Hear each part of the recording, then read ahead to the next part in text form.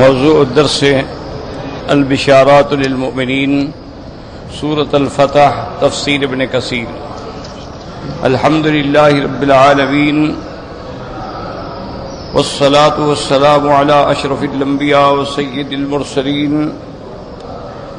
سیدنا محمد وعلى آلہ واصحابہ اجمعین۔ اللهم صل على سيدنا محمد وعلى آل سيدنا محمد كما صليت على إبراهيم وعلى آل إبراهيم في العالمين إنك حميد مجيد۔ أعوذ بالله من الشيطان الرجيم، بسم الله الرحمن الرحيم۔ إنا فتحنا لك فتحا مبينا ليغفر لك الله ما تقدم من ذنبك وما تأخر ويتم نعمته عليك ويهديك صراطا مستقيما وينصرك الله نصرا عزيزا۔ هو الذي أنزل السكينة في قلوب المؤمنين ليزدادوا إيمانا مع إيمانهم وَلِلَّهِ جُنُودُ السَّمَاوَاتِ وَالْأَرْضِ وَكَانَ اللَّهُ عَلِيمًا حَكِيمًا۔ لِيُدْخِلَ الْمُؤْمِنِينَ وَالْمُؤْمِنَاتِ جَنَّاتٍ تَجْرِي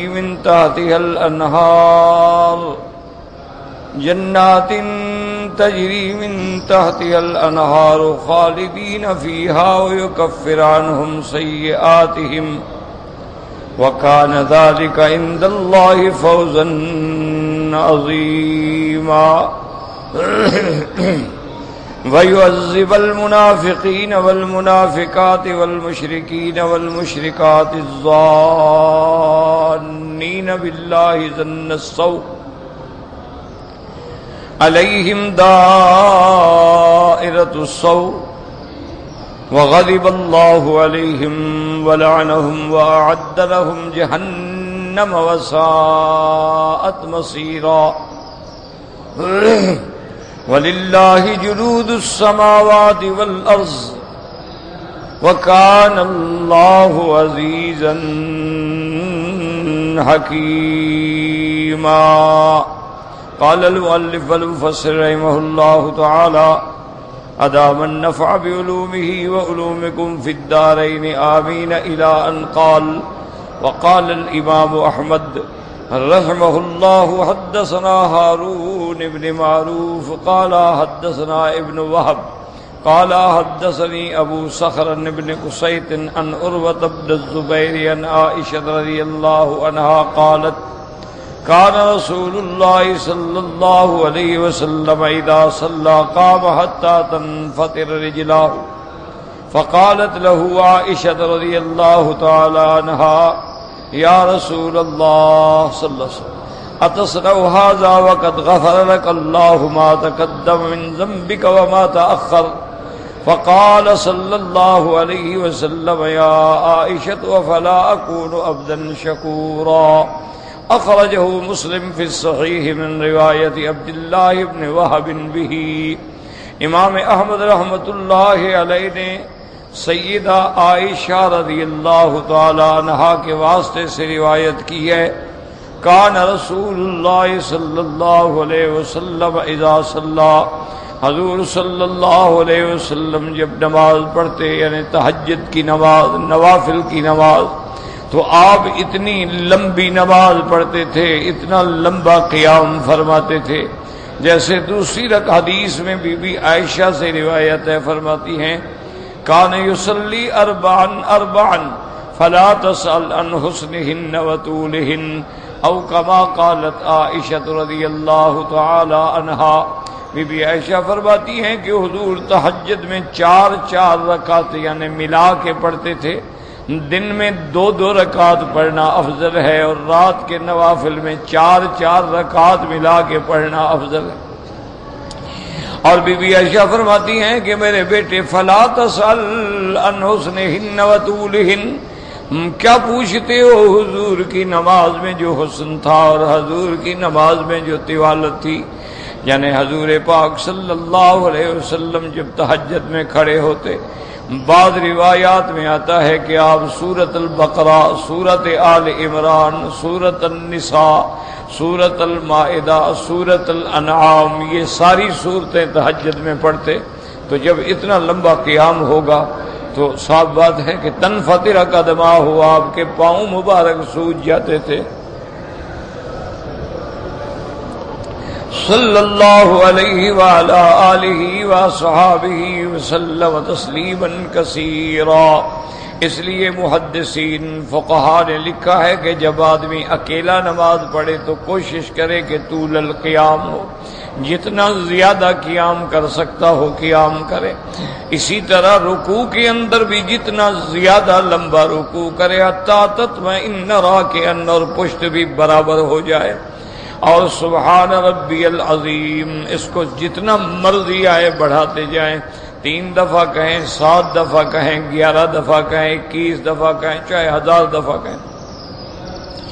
اسی طرح سکون سے اور آرام سے نماز ادا کریں، اسی طرح سجدہ، اسی طرح سے جب آپ 2 سجدوں کے درمیان میں بیٹھتے ہیں تاکہ ہر ہڈی اپنی اپنی جگہ پہ واپس چلی جائے، تو نماز جب بھی پڑھیں شوق سے پڑھیں، پوری محبت سے پڑھیں اور پورے ذوق سے پڑھیں۔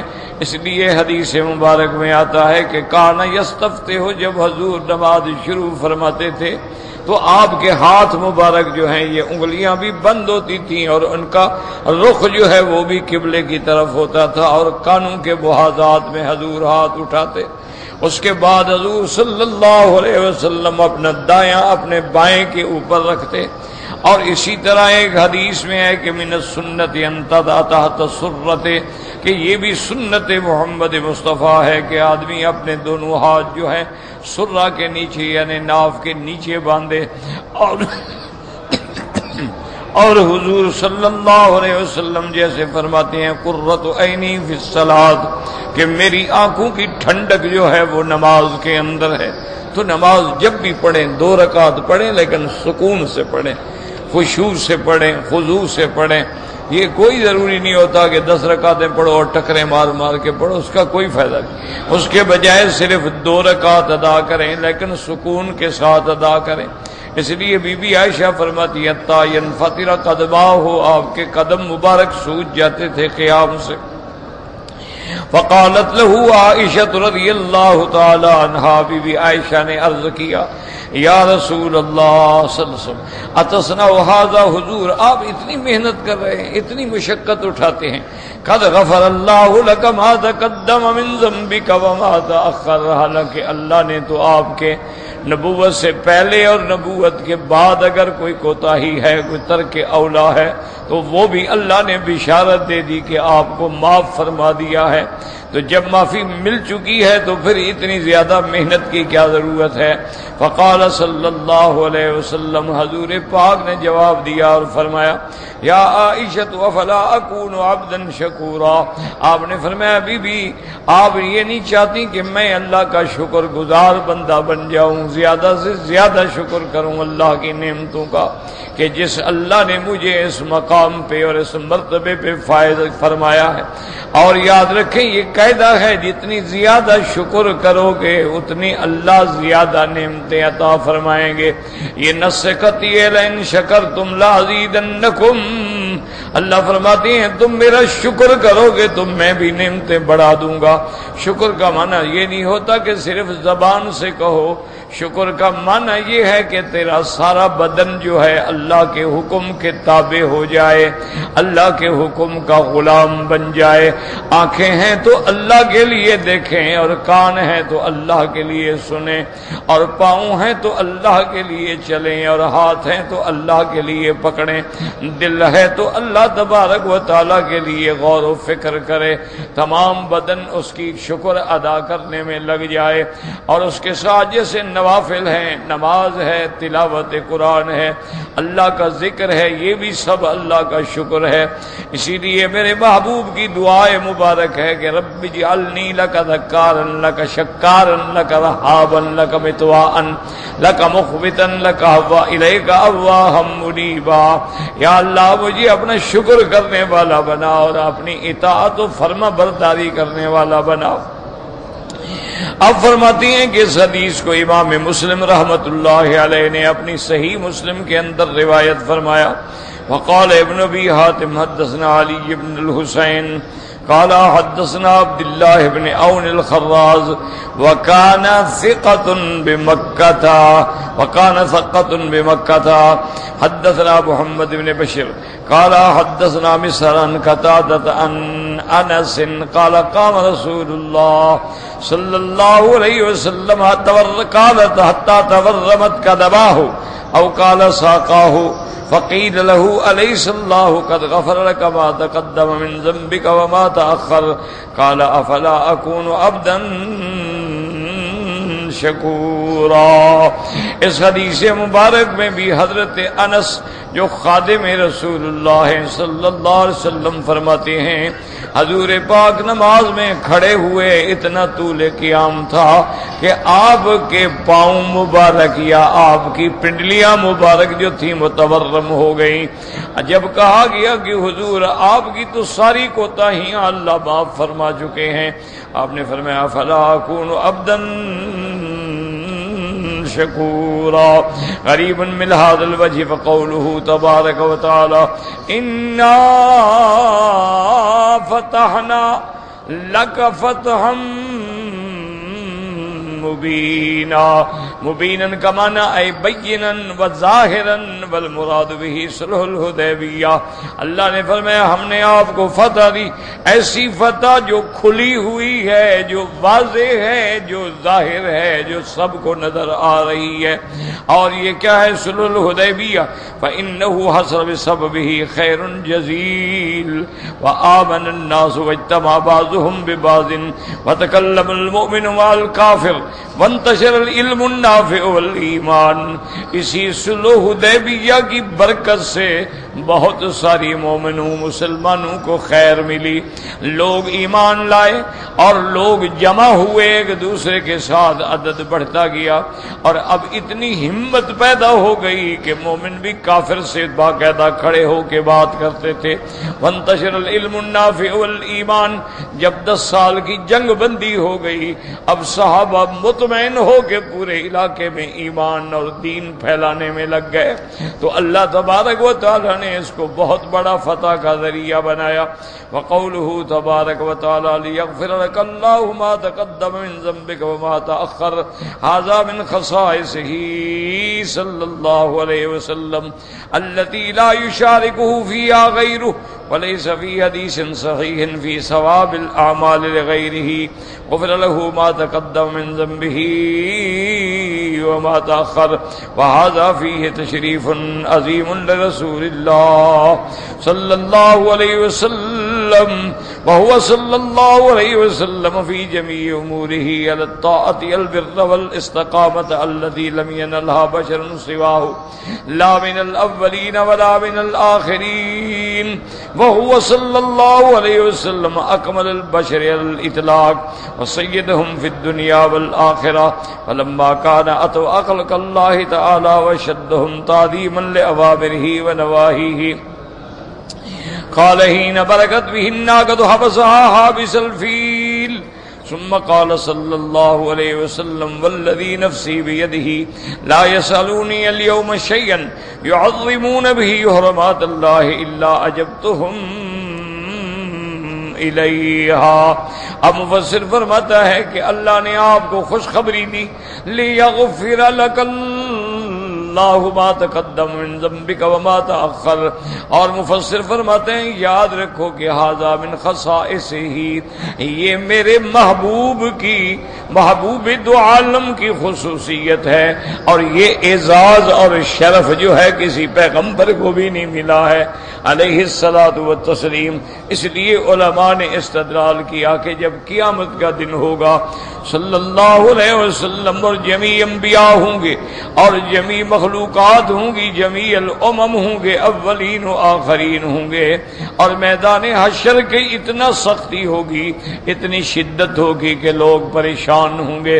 تو جب سارے دوڑ کے حضرت آدم کے پاس آئیں گے اور کہیں گے انت ابو البشر وانت خلیفۃ اللہ فی الارض، کہ تم تمام انسانوں کے باپ ہو اور اللہ نے آپ کو خلیفہ بنا کے زمین میں بھیجا ہے، فاشفع لنا الی ربک، اللہ کی درگاہ میں ہماری شفاعت کریں کہ پیشی شروع ہو جائے۔ تو حضرت آدم کہیں گے نفسی نفسی نفسی، میں تو خود ڈر رہا ہوں کہ اللہ مجھے میری غلطی پہ نہ پوچھ لیں۔ آپ نوح علیہ السلام کے پاس جائیں، یعنی ہر پیغمبر اپنی اپنی غلطی کا خیال کر کے اللہ سے ڈر رہے ہوں گے۔ حضور فرماتے ہیں پھر ساری امتی میرے دروازے پہ آئیں گی اور آگے کہیں گے فاشفع لنا یا محمد صلی اللہ علیہ وسلم، کہ آپ ہماری شفاعت کریں۔ تو میں کہوں گا انا لہا انا لہا انا لہا، اس شفاعت کے لیے تو اللہ نے مجھے چن لیا ہے۔ تو حضور اپنی کسی غلطی کا ذکر نہیں کریں گے، کیوں؟ اللہ تبارک و تعالیٰ نے زندگی میں فیصلہ فرما دیا لیغفر لک اللہ ما تقدم من ذنبک وما تأخر۔ اس کے بعد حضور فرماتی ہیں کہ میں آؤں گا، علمنی محامد لم یعرفنی الآن، اللہ مجھے اپنے حمد و ثنا کے طریقے اور کلمات بتلائیں گے، پڑھائیں گے، سکھائیں گے جو میں اب نہیں جانتا۔ ثم آخر ساجدا تحت العرش، پھر میں عرش کے نیچے سجدہ کروں گا، ان کے محامد و ثنا سے اللہ کی ثنا بیان کر کے درخواست کروں گا، حتیٰ کہ حکم ہوگا کہ ارفع راسک یا محمد، حکم ہوگا کہ محمد مصطفیٰ اپنا سر مبارک اٹھا لیں، آپ کی درخواست جو ہے ہم نے قبول فرما لی ہے۔ تو یہ خصائص ہیں جو صرف حضور صلی اللہ علیہ وسلم کو ملے ہیں، اس لیے مفسر فرماتے ہیں لا یشارکہ فیہا غیرہ، اس خصوصیت میں اور کوئی آپ کا شریک نہیں ہے۔ ولیس فی حدیث صحیح فی ثواب الاعمال لغیرہ، اور کسی صحیح حدیث مبارک میں ہمیں یہ نہیں ملتا کہ کسی عمل پر اللہ تبارک و تعالی غفر لہ ما تقدم من ذنبہ وما تأخر، پہلے اور بعد کے گناہ معاف کر دیں۔ وَهَذَا فِيهِ تَشْرِيفٌ عَظِيمٌ لِرَسُولِ اللَّهِ صلی اللہ علیہ وسلم، اس کے اندر شان ہے بڑی میرے مدنی پاک کی۔ وَهُوَ صَدًّا فِي جَمِيعِ أُمُورِهِ عَلَى الطَّاعَةِ الْبِرِّ وَالِاسْتِقَامَةِ الَّتِي لَمْ يَنَلْهَا بَشَرٌ سِوَاهُ، اور سچی بات یہ ہے کہ محمد مصطفیٰ صلی اللہ علیہ وسلم بر پہ، طاعت پہ، اللہ کی فرما برداری میں اس مقام پہ تھے کہ کوئی اور انسان اس مقام پہ نہیں پہنچ سکا، لا من الاولین ولا من الآخرین، نہ آپ سے پہلے نہ آپ کے بعد میں۔ وَهُوَ أَكْمَلُ الْبَشَرِ عَلَى الْإِطْلَاقِ، صحیح معنوں میں وہ بشر کامل ہیں، وَسَيِّدُهُمْ، اور سید البشر ہیں، حضور سردار ہیں دنیا میں بھی اور آخرت میں بھی۔ اسی لیے حضور نے فرمایا انا سید ولد آدم، اللہ نے آدم علیہ السلام کی جتنی اولاد پیدا کی ہے ان سب کا میں سردار ہوں۔ اس لیے فرماتی ہوں سیدہم فی الدنیا والآخرہ، فلما کان اطوع خلق اللہ تعالی، چونکہ حضور سب سے زیادہ اطاعت کرنے والے تھے، وَأَشَدُّ تَعْظِيمًا لِأَوَامِرِهِ وَنَوَاهِهِ، اور سب سے زیادہ اللہ کے اوامر و نواہی کی تعظیم کرنے والے تھے۔ اسی لیے میرے محبوب نے صلح حدیبیہ کے موقع پر ہی نہ برکت بھی ناقد، جب آپ کی اونٹنی بیٹھ گئی تو آپ نے فرمایا حبسہا حابس الفیل، میری اونٹنی کو بھی اسی ذات نے روکا ہے جس نے ہاتھیوں کو روک دیا تھا۔ ثم قال صلی اللہ علیہ وسلم، اس کے بعد حضور نے فرمایا والذی نفسی بیدہ، مجھے اس ذات کی قسم ہے جس کے قبضہ قدرت میں میری جان ہے، لا یسألونی اليوم شیئا یعذبون بہ حرمات اللہ الا عجبتہم الیہا، آج مکے والے کچھ جو بھی مجھ سے مانگیں گے جس سے اللہ کے احکام کی حرمتیں زیادہ ہوں، میں ساری باتیں ان کی مان لوں گا۔ فلما اتا اللہ فی ذلک وجاب الی الصلح، جب آپ نے اللہ تبارک و تعالی کے احکام کی اطاعت کی اور اس کے بعد آپ نے صلح کے لیے ہاتھ بڑھا دیا، اب اللہ نے فرمایا انا فتحنا لک فتحا مبینا لیغفر لک اللہ ما تقدم من ذنبک وما تأخر ویتم نعمته علیک فی الدنیا والآخرہ ویہدیک صراطا مستقیما ای بما یشرح لک من الشر العظیم والدین القویم۔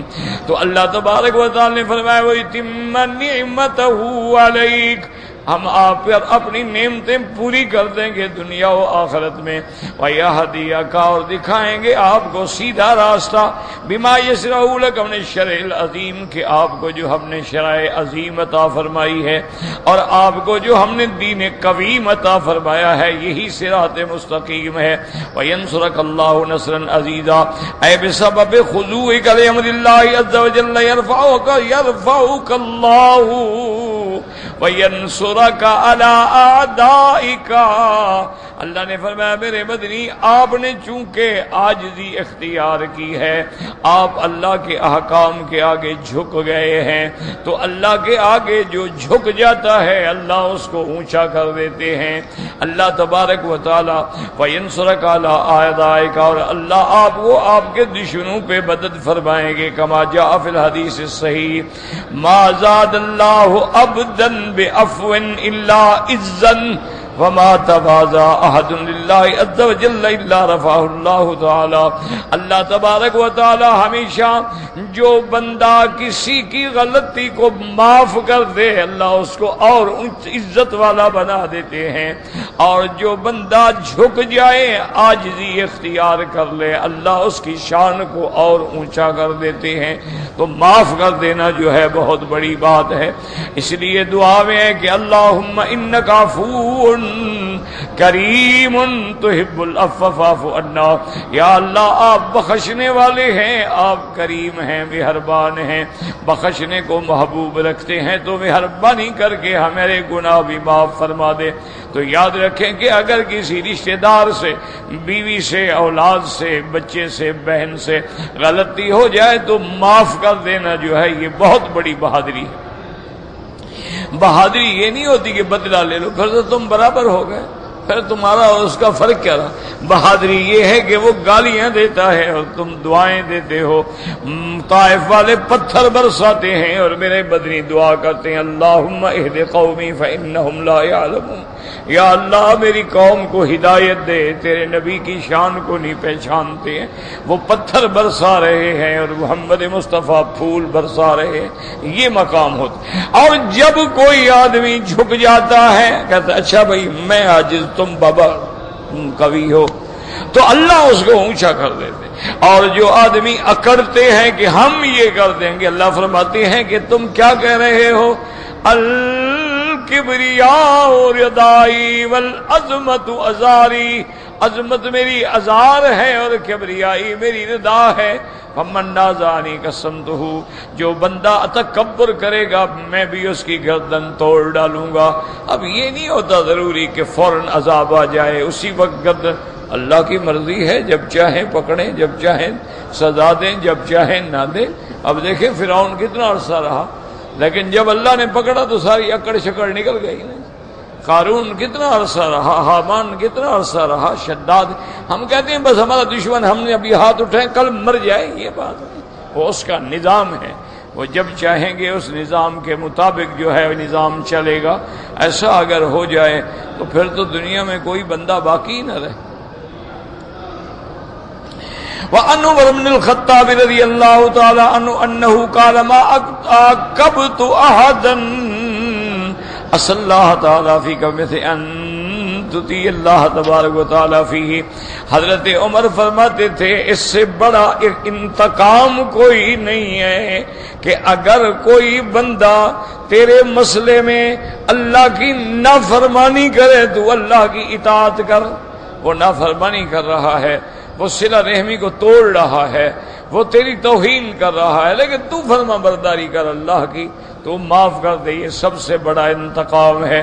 یاد رکھیں یہ معاف کر دینا جو ہوتا ہے اس سے بڑا انتقام کوئی نہیں۔ جیسے کہ حدیثوں میں ہے کہ سمامت ابن اثال نجدی کو جب حضور نے باندھ دیا تھا ستون سے، کافر تھا، حضور پوچھتے رہے ہاں بھائی کیا خیال ہے سمامہ؟ وہ کہتے یا رسول اللہ ان تقتل ذات دم وان تعفو تعفو عن رجل، میرے محبوب اگر آپ قتل کریں گے تو میں بھی قبیلے کا آدمی ہوں، سردار ہوں، میرا خون رائے گا نہیں جائے گا، میرے خون کا بھی بدلہ لینے والے ہیں، اور اگر معاف کر دو حضور تو پھر میں بھی انسان ہوں، میں بھی پھر احسان کا بدلہ دینا جانتا ہوں۔ جب 3 دن گزرے حضور میں جاؤ میں نے معاف کر دیا۔ تو اب جو گیا واپس آیا غسل کر گیا، رسول اللہ کلمہ پڑھا دے۔ حضرت نے فرمایا ہم نے تو آپ کو معاف کر، انہوں نے کہا یا رسول اللہ اس سے بڑا انتقام کیا ہو سکتا ہے؟ آپ نے کیا معاف کر دیا؟ آپ نے تو ہمیشہ کے لیے مجھے قیدی بنا دیا ہے، اب تو مجھے کلمہ پڑھا دیں، اب تو میں غلام ہوں آپ۔ تو یہ معاف کر دینا جو ہے نا یہ کوئی آسان بات نہیں ہوتی۔ اور ویسے بھی آپ دیکھ لیں پوری دنیا پہ نظر ڈالیں، کبھی لڑائی سے، جنگ سے، گولیوں سے، طاقت سے، ایٹم سے مسئلے حل نہیں ہوئے۔ تاریخ تمہارے سامنے ہے، دیکھو نا جاپان پر ایٹم گرایا گیا، دنیا کا سب سے پہلا ایٹم جاپان پہ گرایا گیا، ہیروشیما کے علاقے پہ گرایا گیا، جو آج سب سے بڑے جمہوریت کے چیمپئن بنتے ہیں نا اور دنیا میں امن کے علم بردار بنتے، انہوں نے گرایا تھا، کسی مسلمانوں نے نہیں ایٹم گرایا تھا۔ اور وہ جناب اللہ نہ کرے پتہ ہے ایک ایٹم سے 80 لاکھ بندہ تباہ ہو گیا۔ آج اتنی مدت گزرنے کے بعد اس علاقے میں جو بچے پیدا ہو رہے ہیں ان میں ابھی تک بھی کوئی نہ کوئی بیماری ہے۔ اچھا جی یہ انتقام ہے، لیکن انجام کیا ہوا کہ جن پہ ایٹم گزارا تھا نا جی پھر انہی سے سلو کرنی پڑی، انہی کے دروازے پہ جا کے جناب ان کے دروازے پہ اقتصادی طور پہ اتنے کمزور ہو گئے کہ ایک کانفرنس میں بیان ہو رہا تھا تو بے ہوش ہو کے گر گئے۔ انہوں نے کسی سے لڑائی نہیں لڑی، اپنے ملک کو بناتے گئے، اتنی اقتصادی طور پہ قوت پکڑ لی کہ سب ان کے محتاج ہو۔ ان نے تو فوج ہی نہیں رکھی، یہ تو ابھی فوج بنا رہے ہیں۔ انہوں نے کبھی لڑائی سوچا ہی نہیں، ایک قوم کو سبق دیا کہ ہماری قوم کا ہر بندہ جو ہے کام کرو، بس کام اور کوئی بات، اور جو بندہ جو کام جانتا ہے وہی کرے۔ آج وہ ملک آپ دیکھ لیں کہ پوری دنیا پہ اقتصادی بادشاہ ہے، ساری دنیا کو جدید جو ہے ٹیکنالوجی اور الیکٹرانک چیزیں اور آپ کی یہ گاڑیاں واڑیاں کاریں باریں ساری دنیا پہ جاپان چھا گیا۔ آپ سڑک پہ کھڑے ہو جائیں، دوسرے ملکوں کی اگر ایک گاڑی گزرے گی نا تو جاپان کی 50 گزر جائیں گے، کوئی دوسروں کی گاڑی لیتا ہی نہیں۔ کپڑے میں دیکھ لیں، گاڑیوں میں دیکھ لیں، ہر الیکٹرانک جتنا آپ کی چیزیں ہیں، ٹی وی ہے، ریڈیو ہے، فریج ہے، ایئر کنڈیشن ہے، ہیٹر ہیں، کیا کیا بلائیں ہیں، سب پہ چھا گئے۔ کوئی جنگ نہیں، کوئی لڑائی نہیں، لڑائیوں سے کبھی مسئلے حل نہیں ہوتے۔ ابھی آپ دیکھ لیں کہ عراق ہے اور افغانستان ہے، لاکھوں بندے مر گئے، کیا ہو گیا؟ کوئی مسئلہ ختم ہو گیا؟ لاکھوں بندے، 10 لاکھ بندہ عراق میں شہید ہو گیا، 10 لاکھ زخمی ہو گیا، عراق جیسا ملک جو عروس البلاد کہلاتا تھا وہ کھنڈر بن گیا.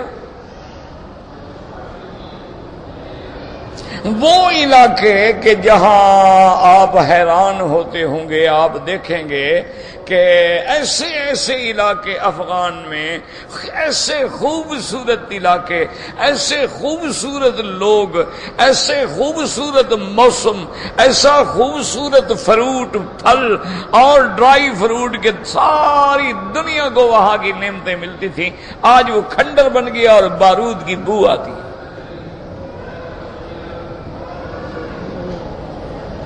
انجام کیا ہوا؟ اب خود منتیں کر رہے ہیں خادم الحرمین کو، مہربانی کریں ہماری سلو کروا دیں.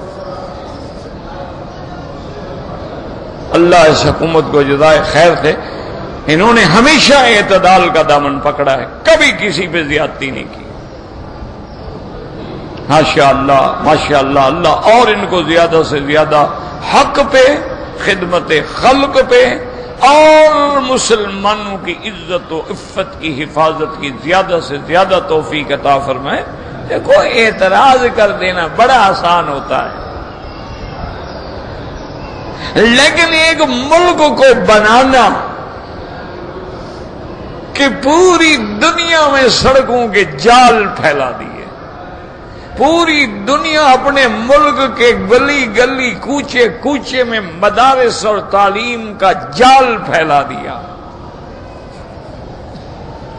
اور کوئی ملک آپ پیش کر سکتے ہیں کہ اس کو جناب پہلی جماعت سے لے کر یونیورسٹی تک کتابیں بھی مفت ملیں، بلکہ جوں جوں آپ اونچا ہوتے جائیں وظیفہ بھی لو، پڑھو بھی، پیسے بھی لو.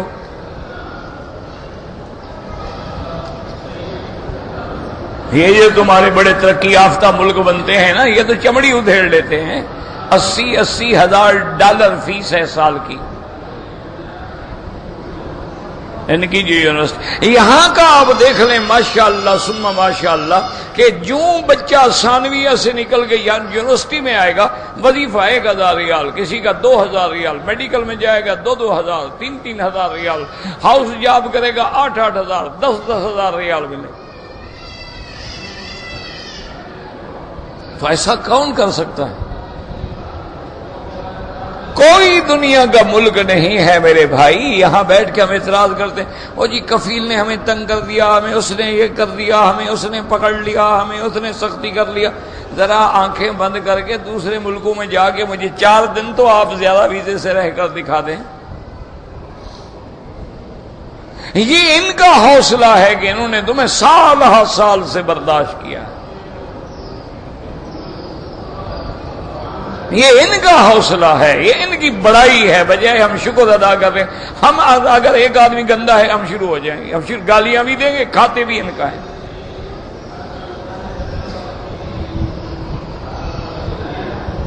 یہاں اگر کوئی آدمی چپراسی بن کے آیا، جھاڑو دینے والا بن کے آیا، بھوکھا بکھاری بن کے آیا، آج اپنے ملک میں ماشاءاللہ وہ کروڑوں پتی ہے. اس کے بعد بھی کہے گا نہیں جی یہ سعودی بڑے گندے ہیں جی، او جی یہ توبہ توبہ توبہ جی، یہ تو بندے کو بندہ ہی نہیں سمجھتے جی، تم بڑے اچھے ہو جی، کیا کرنے آئے ہو یہاں؟ کسی اچھے کے پاس چلے جاؤ. بجائے اللہ کا شکر ادا کرنے کے پھر یہی سزائیں ملتی ہیں نا. ہم نے تو اپنے آنکھوں سے دیکھا ہے. میں یعنی آپ کو خود اللہ کے حرم میں بتلا رہا ہوں، میرے اپنے علاقے کے کچھ بلوچ تھے، تو میں ریاض گیا تو انہوں نے کہا کہ حضرت مہربانی کریں، ہم بھی آپ کی برادری کے ہیں، قوم کے ہیں، ہمارا آج رات کھانا کھائیں. میں نے کہا بھی مجھے اعتراض نہیں ہے، میں کچھ اس لیے یعنی بچاتا ہوں کہ کسی غریب پر میں بوجھ نہ بنوں. ایک آدمی مزدوری کرتا ہے بیچارہ، ملازمت کرتا ہے، اب مجھے کھانا کھلائے گا، ہوٹل پہ لے جائے تب بھی 400-500 ریال گیا غریب کا، گھر پکائے تب. انہوں نے کہا جی نہیں اب بس آپ مجھے گھر لے. میں نے کہا کس کا گھر ہے؟ انہوں نے کہا جی یہ فلاں شہزادے کا گھر ہے. تو میں نے کہا تم مجھے یہاں اندر کیسے لے گئے؟ انہوں نے کہا جی چابیاں ہی ہمارے پاس ہیں، پورا گھر ہی ہمارے پاس ہے. وہ تو پتہ نہیں سال میں 2 دن 4 دن آتے ہیں اس محل میں، باقی سب کچھ ہمارے پاس. اعتماد ہے نا تو اگلا پورا میں کہتا ہوں یعنی اگر اس کا وہ ایک گلاس بھی بیچ دینا پتہ نہیں ہزاروں کا ہوگا، اور پورا محل کی چابیاں جو ہیں جناب ملازم کے پاس ہیں۔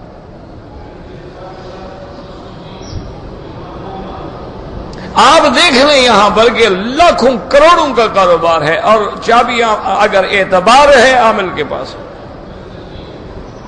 اس نے پوچھا ہی نہیں کہ تم نے دن میں کیا کمایا، سال میں کیا کمایا، جو دے دیا بہت اچھا، الحمدللہ الحمدللہ الحمدللہ۔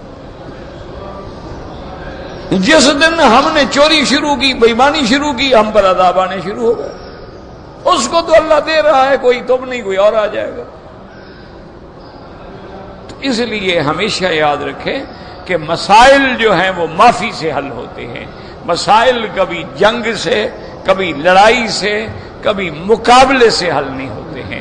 اللہ ہمیں بھی ایک دوسرے کو معاف کر دینا کے توفیق عطا فرمائے، اور اللہ تبارک و تعالی ہمیں ایک دوسرے کے ساتھ اچھی زندگی گزارنے کی توفیق عطا فرمائے۔ واللہ اعلم۔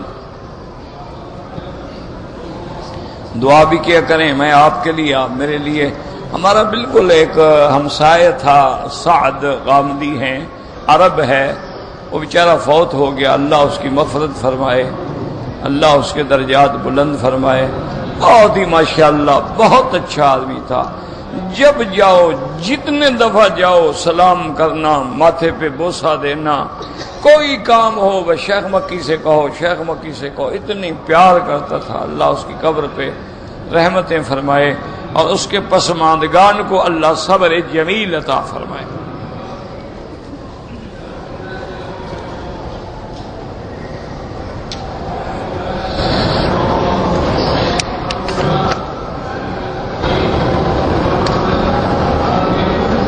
میں نے قسم کھائی تھی کہ گناہ نہیں کروں گا، لیکن وہ گناہ مجھ سے پھر ہو گیا ہے۔ میرا بھائی قسم اگر توڑ بیٹھے ہو تو پھر بھی توبہ کرو۔ اگر آدمی نعوذ باللہ نعوذ باللہ نعوذ باللہ توبہ 1000 دفعہ بھی توڑ بیٹھے پھر بھی توبہ کرو۔ یہ شیطان کا بہت بڑا حربہ ہوتا ہے، وہ کہتا ہے بھئی تم نے توبہ کیا، قسم کھائی، پھر گناہ کر لیا، اب کیا ہے، جب بات تو کرتے رہو نا، وہ تمہیں اس رحمت کے دروازے سے بھی بند کر دیتا۔ اللہ فرماتے ہیں شرک نہ کرو، مشرک کو نہیں بخشوں گا، اس کے علاوہ تو جتنے گناہ ہیں۔ جھوٹی قسم کھانا گناہ ہے، اس کا کفارہ نہیں ہوتا۔ یہ لوگوں کو ایک بے وقوفی لگی ہوئی ہے۔ کفارہ تو اس قسم کا ہوتا ہے کہ میں نے کسی اچھے کام کرنے سے انکار کیا۔ مثلا میرے بھائی کا گھر ہے، میں نے کہا مجھے اللہ کی قسم تیرے گھر میں نہیں آؤں گا، تو بھائی کے گھر میں تو جانا چاہیے تھا۔ یہ میری غلط فہم بے وقوفی ہے کہ میں نے قسم کھا لی، تو اس کے لیے کفارہ ہے کہ 10 مسکینوں کو کھانا کھلاؤ اور جاؤ بھائی کے گھر میں۔ لیکن جب آدمی ایک گناہ کو نہ کرنے کی قسم کھاتا ہے یا جھوٹی قسم کھاتا ہے، وہ تو گناہ ہے، اس کا علاج صرف یہ ہے کہ توبہ کرو اور بچنے کی کوشش کرو۔ دروازے توبہ کے کھلے ہوئے ہیں، بند نہیں ہوئے ہیں۔ وہ اس دن بند ہوں گے جس دن سورج مشرق کے بجائے مغرب سے طلوع ہو۔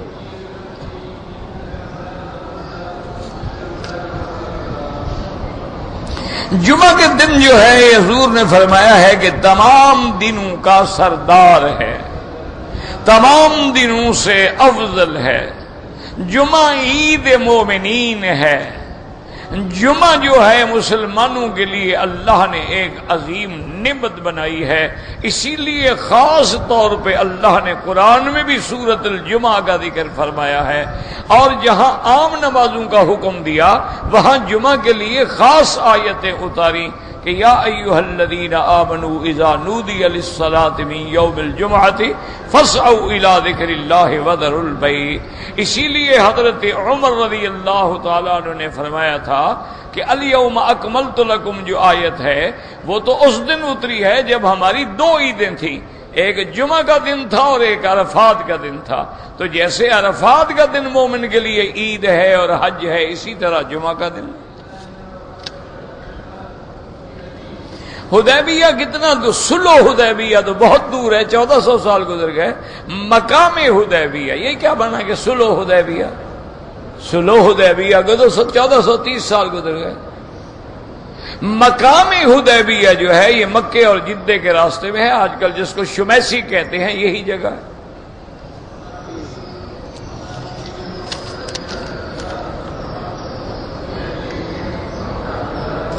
کہتے ہیں جی کہ مسجد حرم شریف یا مکے میں شہر میں رہنے والے لوگ جو ہیں وہ اپنے گھر سے احرام باندھ کر عمرہ کر لیں یا ان کو لازماً حد حرم سے باہر جانا پڑے گا، ہر حال میں حد حرم سے باہر جانا پڑے گا، گھر سے احرام باندھ کے عمرہ نہیں ہوتا. یہ تو بہت قلیل لوگ ہیں جنہوں نے یہ سمجھ رکھا ہے کہ بھئی کہ اہل مکہ من مکہ، مکے والے مکے سے احرام باندھیں. یہ بات نہیں ہے میرے بھائی، وہ تو حج کے مسائل ہیں.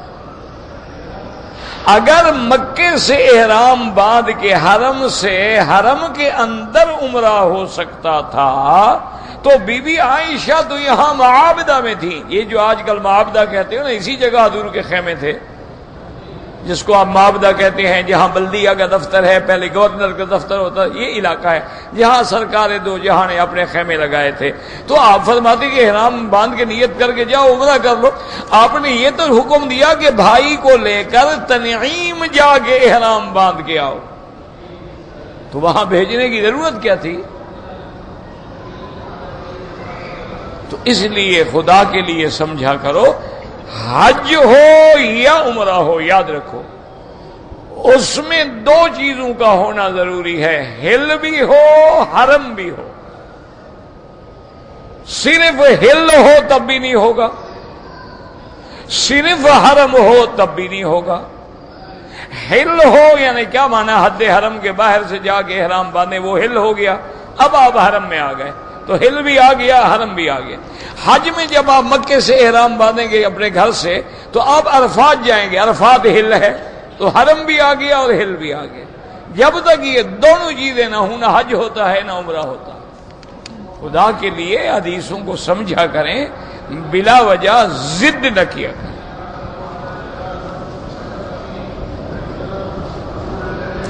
کہتے ہیں جی کہ اگر ہم نے مثلا مسجد الحرام میں نماز نہیں پڑھی اور کسی مسجد میں، دیکھو میرا بھائی، جہاں تک ایک کا لاکھ ہے نا وہ تو ہر جگہ ملے گا، لیکن یہاں جو فضیلت ہے کہ کعبہ سامنے ہو اور اتنا بڑا اجتماع ہو اور اتنا اعلیٰ علماء اور قراء امام بن کے نماز پڑھا رہے ہوں، تو یہ تو پھر کئی گنا فضیلتیں بڑھ جاتی ہیں.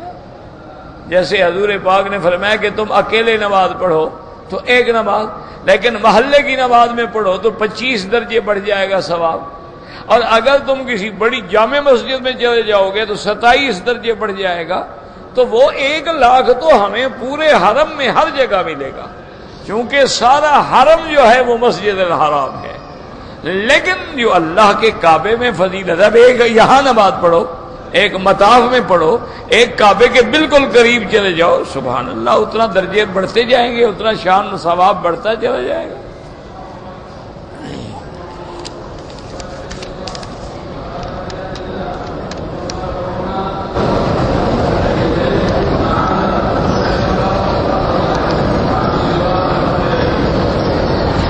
کہتے جی کہ میری بیوی اور ایک 13 سالہ بچے نے پہلے تو عمرے کیے تھے، اب ہم پاکستان سے آئے ہیں تو ہم نے عمرہ نہیں کیا، احرام بھی نہیں باندھا. اگر تمہاری نیت پاکستان سے سیدھا مکے میں آنے کی تھی تو ہر حال میں تمہارے احرام احناف کے نزدیک ضروری تھا، تم نے نہیں کیا. 2 ہفتے کے بعد تم نے عمرہ کیا ہے تو دم پڑ گئی تم پر بھی اور تمہارے بیوی پر بھی، اور بچہ بھی 13 سال کا اگر بالغ ہو گیا تو اس پر بھی دم پڑ گئی. یہ تو باقی ائمہ فرماتے ہیں کہ اگر آنے والے کی نیت تھی کہ ہم ڈیوٹی پہ جا رہے ہیں، ملازمت پہ جا رہے ہیں، اپنے کام کے لیے جا رہے ہیں، ان کی نیت عمرے کرنے کی تھی نہیں، تو وہ کہتے ہیں کہ دم سے بچ جائیں گے. وہ یہ نہیں کہتے کہ عمرہ نہ کرو، ان کے نزدیک بھی عمرہ افضل ہے، لیکن صرف یہ ہے کہ دم نہیں پڑے گی. یہ مسئلہ آپ کو پاکستان سے چلتے سے پہلے علماء سے پوچھ لیتے. اور جی بیوی کی طبیعت خراب تھی. کیا طبیعت خراب تھی؟ یعنی ایام حیض تھے تب بھی احرام باندھنا جائز ہے، لبیک پڑھنا جائز ہے، نیت کرنا جائز ہے. کیا طبیعت خراب تھی؟ یہ کوئی بہانہ ہے؟ تم لوگ غلطی کر کے جو بعد میں مسئلہ پوچھو تو فائدہ کیا ہوگا؟ چھٹی پہ جاتے ہو، واپس آ رہے ہو، کسی مسجد کے عالم کے پاس چلے جاؤ کہ جی ہم چھٹی گزار کے واپس مکہ مکرمہ جا رہے ہیں تو اب ہمارے لیے عمرے کا کیا حکم ہے، یا ان دنوں میں ہو سکتا ہے میری بیوی کو ایام حیض آ جائیں تو پھر کیا حکم ہے، وہ آپ کو سمجھا دیں گے. کوئی مسئلہ ہی نہیں ہے.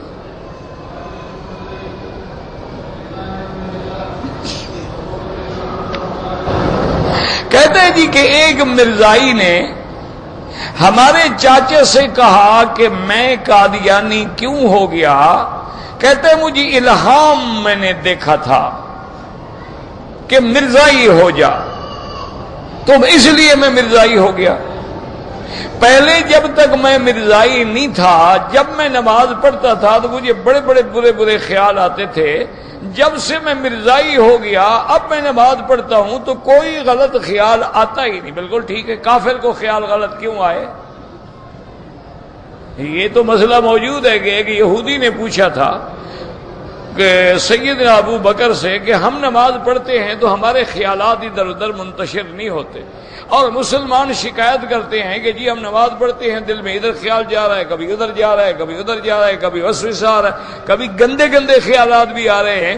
تو حضرت نے فرمایا میرا بھائی یہ بتاؤ کہ اگر ایک مکان میں 2 کمرے ہیں، ایک میں سونا چاندی بھرا ہوا ہے، ایک خالی ہے، تو ڈاکو کہاں ڈاکہ مارے گا؟ نے کہا جی جہاں سونا چاندی ہوگا خالی کمرے میں کیا کرے گا؟ انہوں نے کہا تمہارا دل ایمان سے خالی ہے، شیطان کو محنت کرنے کی ضرورت کیا ہے؟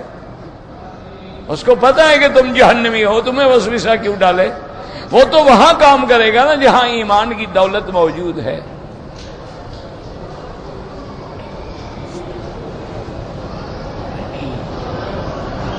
کہتے جی کہ امام کے پیچھے سورت فاتحہ، آپ احناف میں سے ہیں، حنفی مسلک پہ امام کی قرات کافی ہے، شافعی حضرات ہیں تو پڑھا کریں.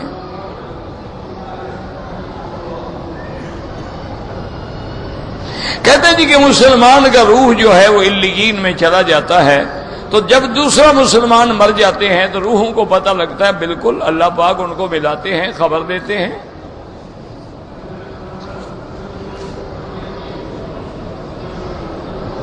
میرا پڑوسی ہے بیچارے پر فالج کا حملہ ہے، اللہ شفا عطا فرمائے. میں نے عصر کے بعد احرام کی نیت کی مسجد عائشہ سے، لیکن میں نے 2 رکعت نہیں پڑھی، پڑھنی بھی نہیں چاہیے تھی کیونکہ عصر کے بعد تو نماز نہ جائز ہے، مکروہ ہے. آپ نے اچھا کیا، نیت کر کے آ گئے.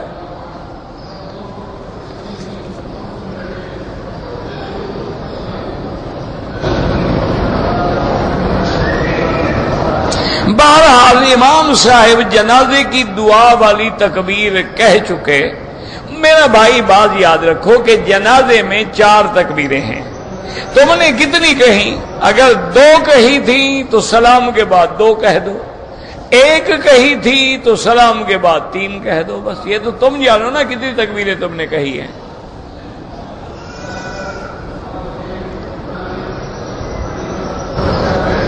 کہتے جی کہ حضور صلی اللہ علیہ وسلم وطر کے اندر جو ہے 2 رکعت کے بعد بیٹھتے تھے. ایک حدیث میں آتا ہے کہ وطر ایسے ہیں جیسے مغرب کی نماز. تو آپ پتہ نہیں مغرب کی نماز میں بھی 2 رکعت کے بعد بیٹھتے ہیں یا نہیں بیٹھتے، اللہ عالم. کہ انہوں نے فرمایا کہ یہ وطر النہار ہے اور وہ وطر اللیل ہے، یعنی یہ دن کا وطر ہے کہ دن ختم ہو رہا ہے، اور وہ وطر جو ہیں وہ رات کے ہیں. باقی یاد رکھیں میرا بھائی، ایک ہوتا ہے کہ محض اعتراض کرنا یا بلا وجہ امت مسلمہ میں انتشار پیدا کرنا. اگر آپ صحیح معنی میں مسئلہ سمجھنا چاہتے ہیں تو آپ ایسا کریں کہ کوئی حدیث کی کتاب مثلا سنن ترمذی لے لیں، نسائی لے لیں، ابن ماجہ لے لیں، ابی داؤد لے لیں. کوئی حدیث کی کتاب لے لیں اور اس میں باب جو ہے نماز کا، تہجد کا، وتر کا، وہ کھول لیں، ساری حدیثیں مہربانی کر کے ایک ایک پڑھتے جائیں۔ جب ساری حدیثیں پڑھ لیں تو پھر مجھے بتانا کہ کیا حنفی وتر حدیث کے مطابق پڑھتے ہیں یا خلاف پڑھتے ہیں۔ تو یہ تو احادیث میں موجود ہے۔ اور ایک روایت تو باقاعدہ سکان یوترو بثلاث، تین کی قید آئی ہے، تو تین تو تب گنو گے نا جب آپ کا 3 رکعتیں اکٹھی ہوں، اگر ایک الگ ہو تو پھر 3 تو نہیں ہوں گے نا، اس کو تو ایک کہا جائے گا، 3 تو نہیں کہا جائے گا۔ تو اس لیے یہ کوئی جھگڑے میں نہ پڑو خدا کے لیے۔ اس وقت حضور کی امت بڑے مشکل دور سے گزر رہی ہے، ان کو ملانے کی کوشش کرو، ان میں اتحاد کی کوشش کرو، ان میں اتفاق کی کوشش کرو، اور بلا وجہ دیکھو نا صحابہ کے دور میں بھی اختلاف ہو جاتے تھے لیکن کبھی جھگڑا نہیں ہوا، کبھی لڑائی نہیں ہوتی تھی۔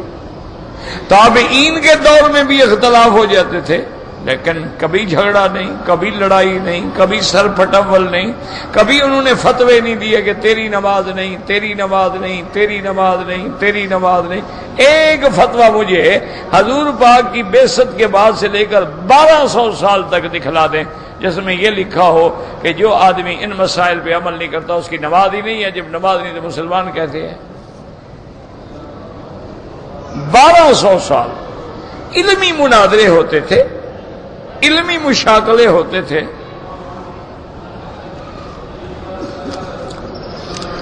جھگڑا نہیں ہوتا تھا الحمدللہ۔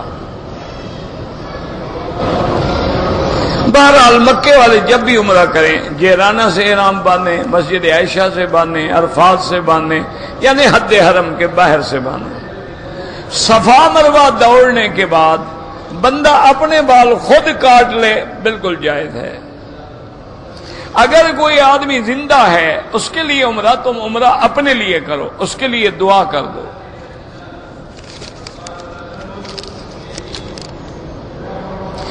رزق میں تنگی ہو جائے تو کیا کریں؟ استغفار، توبہ کرو، استغفار کرو، گناہوں سے بچو۔ ہمارے گناہوں کی وجہ سے امتحان آ جاتے ہیں، اللہ والوں کے تو خیر درجات بلند کرنے کے لیے امتحان ہوتے ہیں۔ اللہ کے زیادہ قریب ہو جائیں، سب کوئی قریب ہے، اللہ سب کے قریب ہے۔ نحن اقرب الیہ من حبل الورید، اللہ فرماتا ہے میں تو آپ کی شارک سے بھی زیادہ قریب ہوں، معیت علم ہے۔ باقی حدیث میں موجود ہے یتقرب الی بالنوافل، کہ نفلی عبادت کر کے آپ اللہ کے زیادہ قریب ہوں گے۔ آپ تہجد پڑھیں، آپ نمازیں پڑھیں، آپ طواف کریں، آپ استغفار کریں، آپ درود شریف پڑھیں، آپ کلمہ شریف پڑھیں، تو جتنی آپ نفلی عبادات میں بڑھتے جائیں گے اللہ کا قرب نصیب ہوگا۔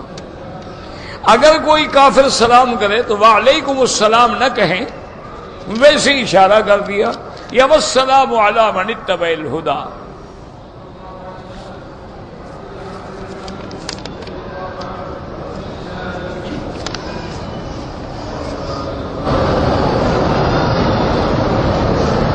ہم لوگ عرفات میں کام کرتے ہیں اور عزیزیہ میں ہماری رہائش ہے۔